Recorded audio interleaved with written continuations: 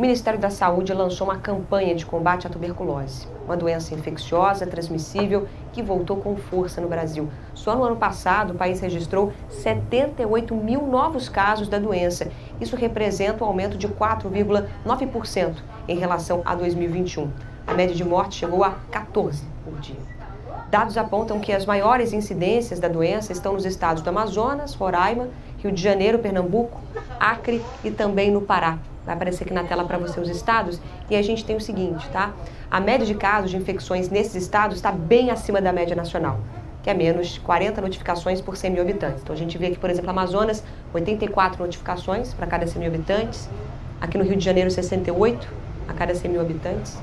Em 2021, o país registrou recorde de mortes pela doença, 5 mil no total. Esse é o maior número identificado nos últimos 10 anos. E olha que, segundo o Ministério da Saúde, a pandemia da Covid-19 afetou o controle da tuberculose. As notificações caíram 12% e mais pessoas interromperam o tratamento em 2020. E eu falo tratamento porque a tuberculose tem cura. No SUS, é possível fazer testes para o diagnóstico da doença e o próprio tratamento, mínimo de 6 meses. E ainda assim, ela é hoje a segunda doença infecciosa que mais mata. Fica atrás apenas da Covid-19. E a tuberculose é a primeira causa de morte entre pessoas que vivem com HIV/AIDS. O Brasil faz parte dos países prioritários para o enfrentamento à doença e está entre os 30 países do mundo com maior índice de transmissão dessa doença. O compromisso do Brasil é zerar o número de famílias afetadas pela tuberculose até 2035. E uma das principais formas de prevenção é a vacina BCG, logo após o nascimento. E é justamente a população em situação de rua a mais vulnerável para doenças. Um levantamento feito pela TV Globo em São Paulo revela que tanto o estado como a capital registraram um aumento nos casos de tuberculose nos últimos 3 anos. Uma conversa, um copo d'água e logo a Tainá já tinha recebido o atendimento de saúde que ela não se sente à vontade de buscar numa UBS. Eu moro na rua assim, né? E a roupa, ficar carregando a sacola, um monte de coisa, o preconceito, os outros olhando, tudo isso. Eu penso. Por isso que eu não vou, evito. É para derrubar essa barreira que as equipes da prefeitura atuam em locais como a Praça da Sé. Os testes rápidos são para diagnosticar doenças como AIDS e sífilis e também a tuberculose. As amostras de secreção coletadas são levadas para o laboratório e em até 48 horas o resultado revela se a pessoa está ou não com a doença. A tuberculose é transmitida pelo ar, atinge principalmente os pulmões e pode levar à morte.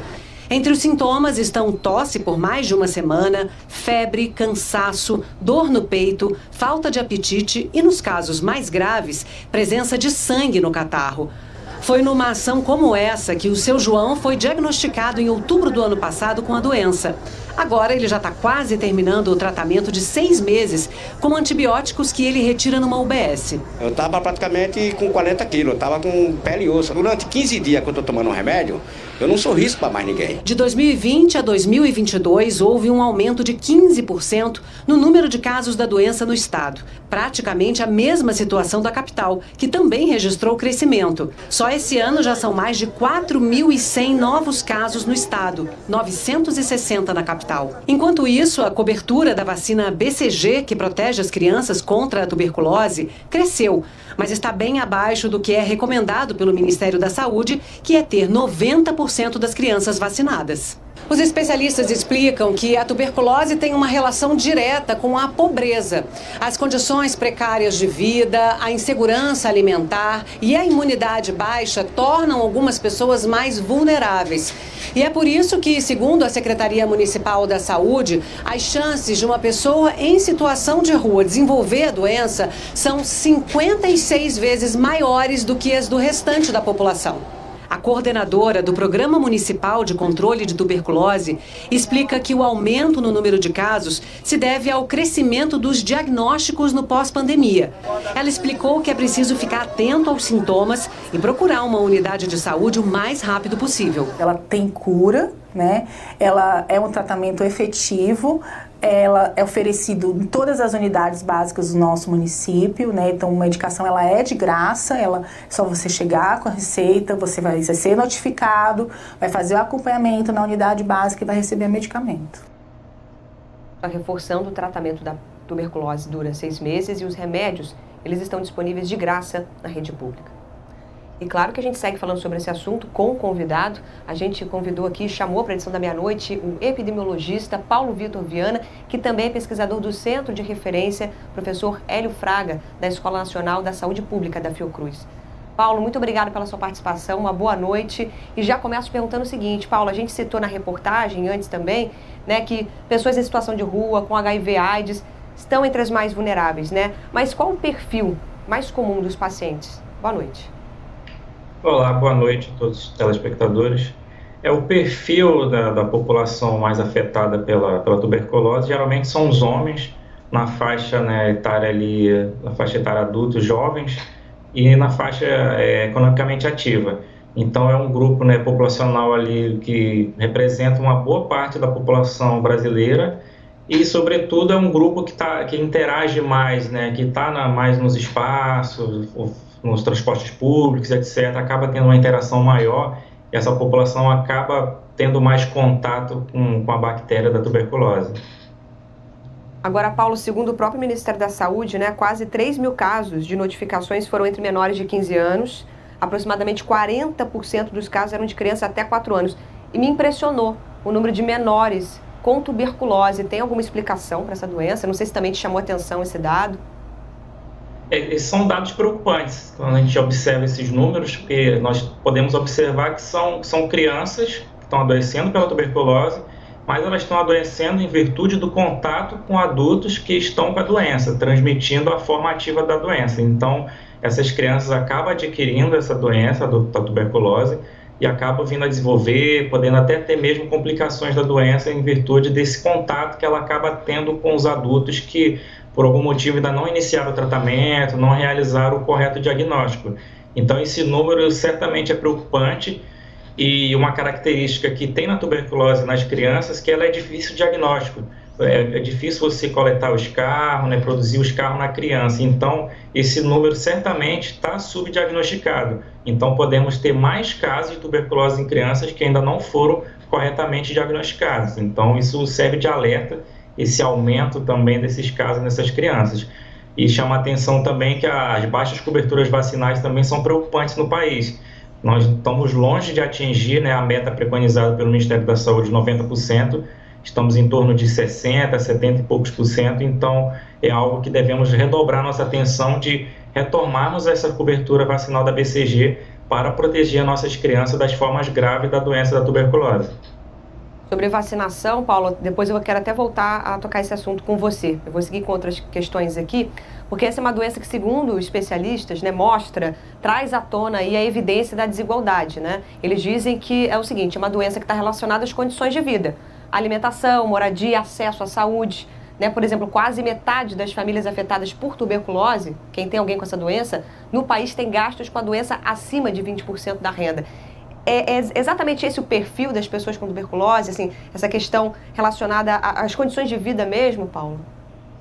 Sim, isso é um dado amplamente conhecido, né, que a população mais afetada é a população, poderia falar, assim, de uma certa forma, a população mais pobre do nosso país, né, a população que está em desigualdade social, que mora em aglomerados urbanos, principalmente nas grandes cidades, então essa população, ela acaba tendo um risco maior para a tuberculose, né. A gente até associa muito a tuberculose à pobreza, em questões mais sociais, então é um grupo populacional que acaba tendo um déficit alimentar, né, nutricional, que acaba tornando-os vulneráveis a adoecer pela tuberculose.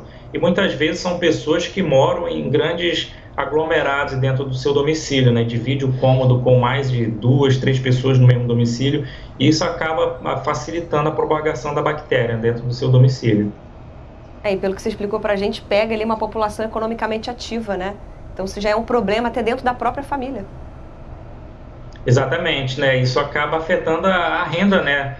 Como foi falado anteriormente, a maioria são os homens, né? O homem é o propensor da renda da família. Então, à medida que esse homem fica doente, a renda da família acaba diminuindo, tendo dificuldade de aquisição de alimentos. Então, acaba gerando uma cadeia de desigualdade social maior ainda para dentro da família, que é o homem é o provedor, né? Geralmente são os homens que adoecem mais pela tuberculose. Então acaba havendo uma dificuldade, né, por conta de todos os sintomas, né, que a tuberculose causa, que é o cansaço, a febre, a dor no peito. Então são sintomas que acabam levando a pessoa a não ter uma vida mais economicamente ativa, né, predisposição para trabalhar e etc. Então certamente isso afeta a renda da família. Agora, Paulo, você citou os sintomas e a gente também viu na reportagem aquele quadro com os sintomas. O que fazer a partir do momento que você apresenta os sintomas? À medida que a pessoa identificar os sintomas, são aqui, o sintoma clássico, né, uma tosse seca ou com escarro por mais de 3 semanas, uma febre durante o final da tarde, início da noite, ou até mesmo o emagrecimento, a falta de apetite, a pessoa deve procurar imediatamente, né, a unidade básica de saúde mais próxima da sua casa para realizar o correto diagnóstico da doença. É um tratamento gratuito, que o medicamento é ofertado em toda a rede pública de saúde, então o diagnóstico também é gratuito, então a pessoa deve procurar imediatamente, até para evitar que seus familiares possam também se contaminar com a tuberculose. Paulo, você tinha falado antes sobre a vacinação, né? A BCG é a principal forma de você evitar a doença, formas graves da doença. E é sobre isso que eu queria trazer agora uma informação, depois eu volto a conversar com você, segura só um pouquinho que a gente já volta a se falar, viu? Então, como a gente falou há pouco, né, uma das principais formas de proteção contra casos graves da tuberculose é a vacina BCG, que deve ser tomada logo após o nascimento. Até 2018, de acordo com o Ministério da Saúde, a cobertura da BCG estava ali acima de 95%, mas aí desde 2019 não passa de 88%. Vamos então ouvir o que disse a ministra da Saúde, Nízia Trindade, sobre a tuberculose. O SUS oferece teste e tratamento, não é? Então é uma das fortalezas que temos mais importantes no combate à tuberculose. As ações de prevenção, como vacinação, diagnóstico e tratamento, são fundamentais. Consideramos não ser admissível que no século XXI pessoas percam a vida por uma doença que tem prevenção, tratamento e cura. Paulo, eu queria que você comentasse um pouco sobre essa afirmação da ministra da Saúde, né? Em pleno século XXI, pessoas morrendo por conta da tuberculose. Essa afirmação da nossa ministra é muito plausível, né? E até ela serve de alerta, né? Porque é uma doença 100% curável na maioria dos casos. O tratamento é ofertado gratuitamente no SUS. E temos também a proteção, né, para nossas crianças, que é a BCG, mas por N motivos, diversos motivos, as coberturas vacinais da BCG elas ficaram reduzidas principalmente nos últimos 4 anos. Então, é fundamental, né, que o governo, a própria população se conscientize de nós protegermos nossas crianças, ofertar a vacina BCG para essas crianças, a fim de que ela evite, né, de ter formas graves da tuberculose. Não, e a gente também passou recentemente por uma situação de abastecimento da BCG, né, Paulo? Então, além das autoridades incentivarem a vacinação, que é importantíssimo, e a gente vem falando sobre isso aqui, isso ganhou muito mais expressão durante a pandemia da Covid-19, né? Tem também essa questão do abastecimento da BCG às cidades, né, que enfrentou um problemaço recentemente. Exatamente, nós tivemos racionamento, né, da vacina BCG, por motivo de paralisação da nossa única fábrica que possuímos no Brasil, que é a Fundação Ataulfo de Paiva. A BCG parou de ser produzida no Brasil e necessitou ser importada da Índia. Então, diante de dificuldades econômicas, né, do próprio da Índia, fornecimento de logística e algumas outras questões, a oferta da BCG para o Brasil acabou tendo algum fracionamento ali na oferta. Então, teve a dificuldade, né, dessa distribuição para os municípios, o que certamente acarretou essas baixas coberturas vacinais de BCG. Então, certamente isso já é uma política que vai sendo implementada pelo governo brasileiro de retomarmos, né, a produção nacional da BCG, né, implementarmos uma fábrica, o processo fabril, para podermos produzirmos a BCG no nível nacional. É isso, tem todo mundo se esforçando, né, um esforço coletivo aí para essa... Enfim, para a BCG, né? Para vacinação, para ter sempre nos postos. Gente, eu conversei com Paulo Vitor Viana, ele que é epidemiologista e também pesquisador do Centro de Referência, professor Hélio Fraga, da Escola Nacional da Saúde Pública da Fiocruz. Paulo, muitíssimo obrigada pela sua participação. Obrigada, seja sempre muito bem-vindo aqui na edição da Meia-Noite. Muito obrigado, pode sempre contar conosco. Até uma próxima.